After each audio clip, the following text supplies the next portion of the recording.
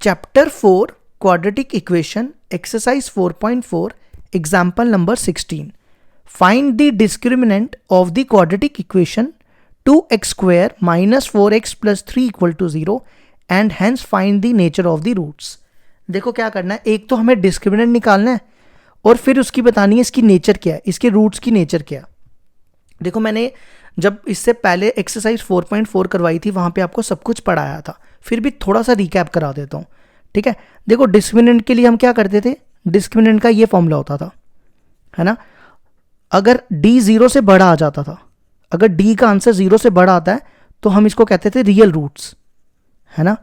अगर d = 0 आ जाए तो हम इसको कहते हैं रियल एंड इक्वल रूट्स. क्या कहते हैं, रियल एंड इक्वल रूट्स. ठीक है, और अगर d 0 से छोटा आ जाए मतलब नेगेटिव आ जाए तो हम इसको कहते हैं नॉन रियल रूट्स. ठीक है, तो हमें देखनी है कि इन तीनों में से नेचर क्या है इसकी, रियल रूट्स है, रियल या इक्वल है या नॉन रियल रूट्स है. ठीक है, तो देखो कैसे पता चलेगा. सबसे पहले क्वाड्रेटिक इक्वेशन लिखो यहां पे. देखो ये a होता है, a हो गया 2, ये b होता है, b हो गया -4 और c हो गया 3. ठीक है, हमें निकालना है डिस्क्रिमिनेंट, वो हो गया d. d किसके बराबर है, b² - 4ac. यहां पे b की वैल्यू डालो, b है -4 का स्क्वायर -4ac, a 2 है और c 3 है. ठीक है, -4 का स्क्वायर क्या होता है 16, 4 2 = 8, 8 3 = 24, 16 - 24 -8. अब देखो -8 जो होता है वो 0 से छोटा होता है ना, मतलब लेस देन 0 हो गया. तो देखो मैंने यहां पे लिखा है जब लेस देन 0 होगा तो नेचर क्या हो जाएगी, नॉन रियल रूट्स. तो nature is non real roots. ठीक है, हमें दो चीजें निकालने के लिए बोली थी, एक तो डिस्क्रिमिनेंट निकालने के लिए बोला था, डिस्क्रिमिनेंट आ गया हमारा -8 और नेचर पूछी थी.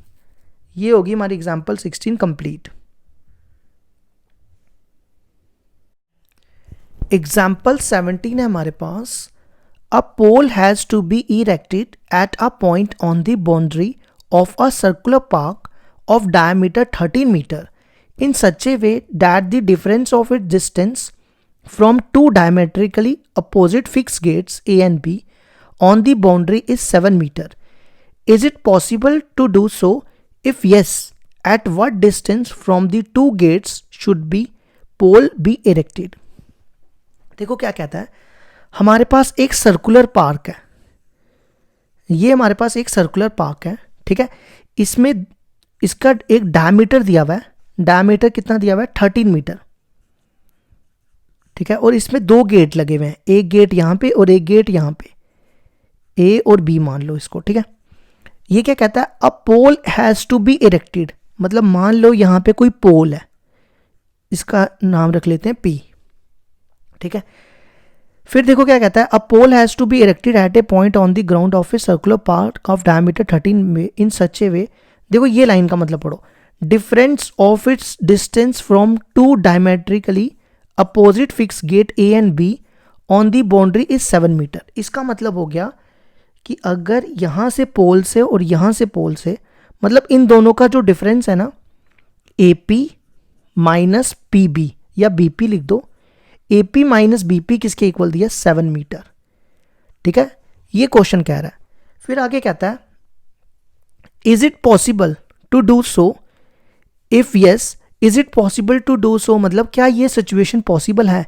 देखो कोई भी सिचुएशन पॉसिबल के लिए आपको क्या देखना होता है, अगर d 0 से बड़ा है तो पॉसिबल होगी, अगर d = 0 है तो भी पॉसिबल है, अगर d लेस देन मतलब 0 से छोटा है तो इस केस में नॉट पॉसिबल होता है. मेरी बात समझ आई. तो आप हमें क्या करना पड़ेगा, इसका पॉसिबल बनाने के लिए चेक करना पड़ेगा कि इन तीनों में से कौन सी कंडीशन मैच होती है. ठीक है, तो देखो कैसे करेंगे. देखो अगर मैं BP को x मान लूं, इसको मैंने x ले लिया. ठीक है, और हमें यही निकालना है, AP और BP निकालना है. यहां देखो लिखा भी है, at what distance from the two gates should the pole be erected, मतलब हमें बताना है यहां से यहां तक कितना डिस्टेंस है पोल तक और इस गेट से इस गेट तक कितना डिस्टेंस है.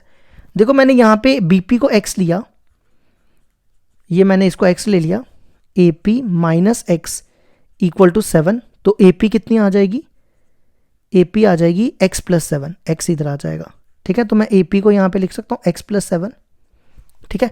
और ये एंगल क्या होगा, ये एंगल 90 डिग्री होगा। देखो ये कैसे पता चला 90 डिग्री होगा, अब सुनना मेरी बात, ये भी समझा देता हूँ। देखो ये अगर मैं ये आधा लूँ, ये सेमी सर्कल है ना, अगर मैं इसको ऐसा बनाऊँ, ये सेमी सर्कल है।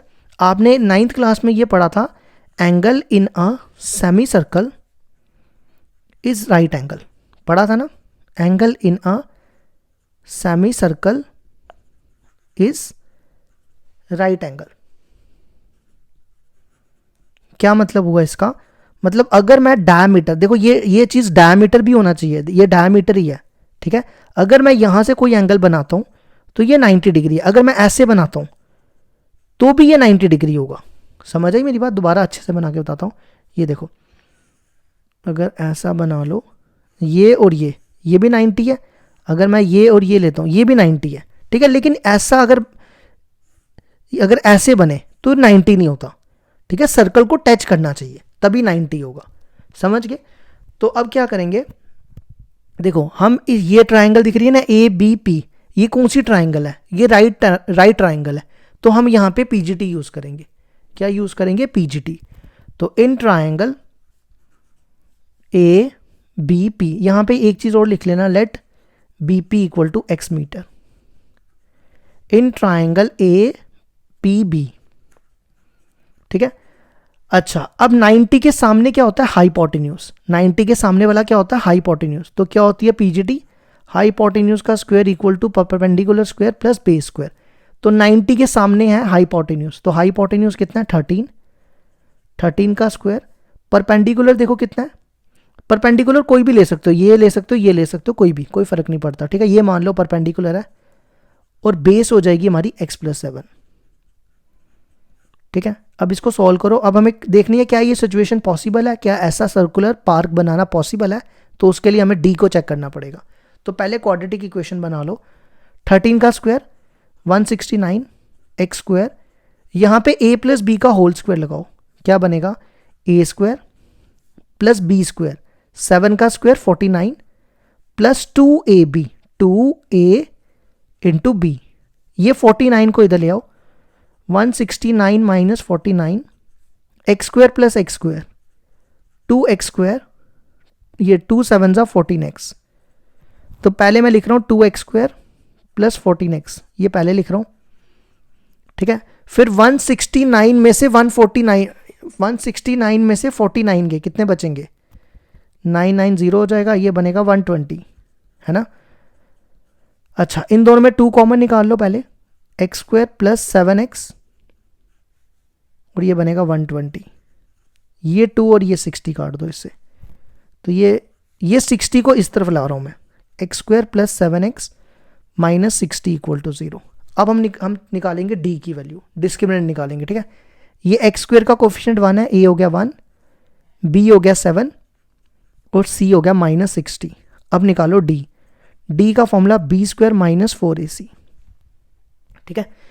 तो डी देखो, बी कितना है 7 का स्क्वायर माइनस 4ac, 4 इंटू ए 1 इंटू सी है माइनस 60, तो 7 का स्क्वायर 49, ये माइनस माइनस प्लस 60 इंटू 4 240, तो ये बनेगा 289।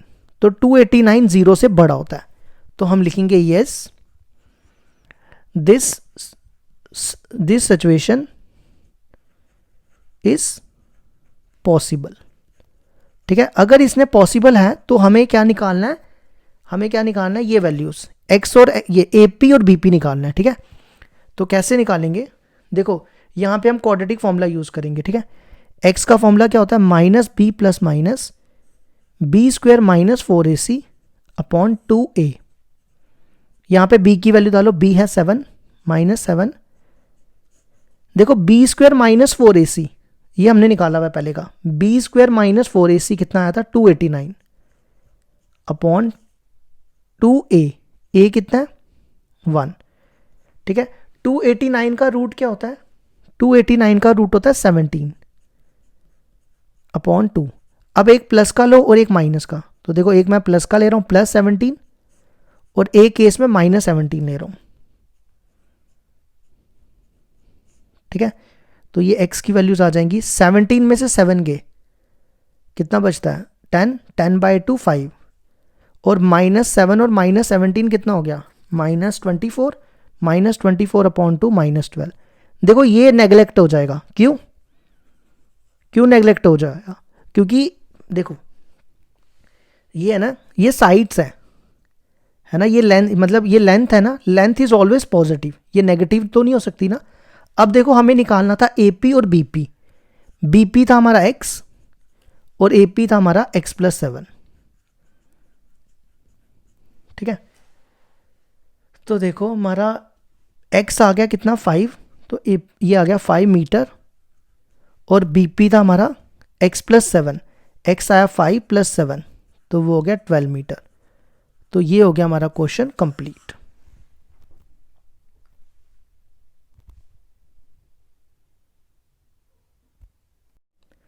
नेक्स्ट एग्जाम्पल है example number 18। Find the discriminant of the equation 3x² - 2x + 1/3 = 0 and hence find the nature of its root, find them if they are real. देखो क्या कहता है एक तो इसका डिस्क्रिमिनेंट निकालो, जैसे हमने ये एग्जाम्पल की ना अभी ऊपर वाली, सेम यही है।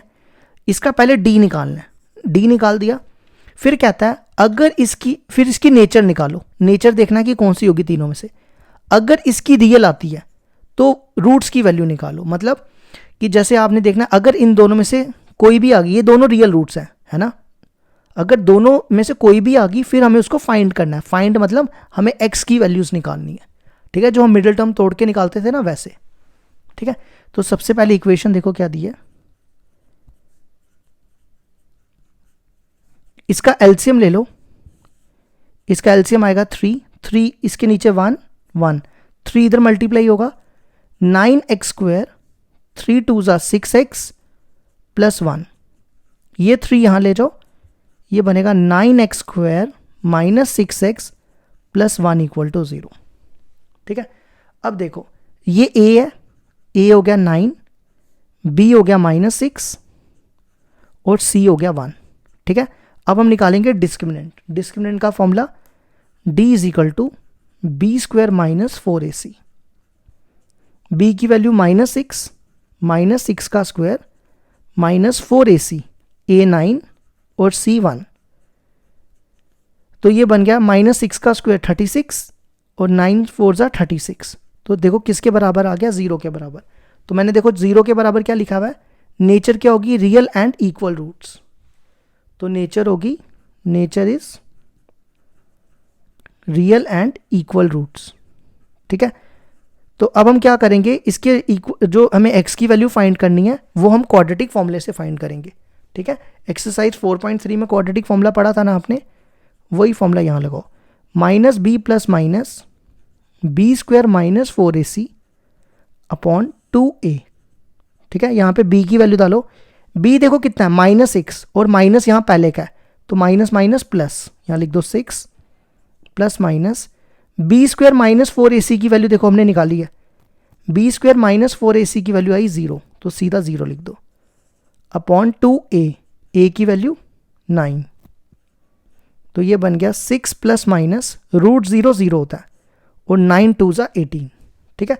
अब क्या करो, एक प्लस का सॉल्व करो और एक माइनस का, 6 + 0 / 18 और दूसरा ले लो माइनस का, 6 - 0 / 18, तो 6 + 0 6, 6/18 कितना होता है 1/3 और 6/18 1/3, ये हमारी x की वैल्यूज आ गई। तो ये हो गया हमारा क्वेश्चन एग्जाम्पल 18 कंप्लीट, और इस एक्सरसाइज की एग्जाम्पल्स भी होगी कंप्लीट और चैप्टर भी कंप्लीट हो गया।